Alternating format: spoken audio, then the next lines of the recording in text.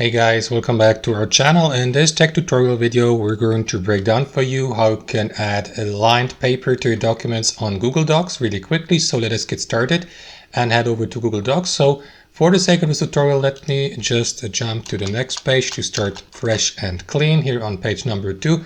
So what you want to do is add a table first. To do that, click on Insert here at the top, hover your mouse over table, and here to the right, select the table with 1x1 dimensions.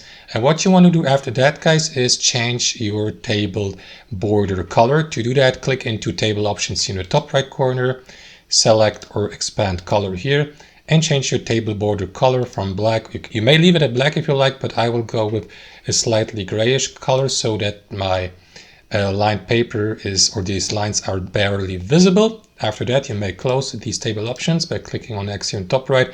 And in the next step, what you want to do, guys, is get rid of these borders here on the side on the left and as well on the right. To do that, simply left click into the given border to select it. And after that, you will see that feature here at the top, border width. So click on it and select 0 pt border width for the left border, and repeat the same process for a border to the right.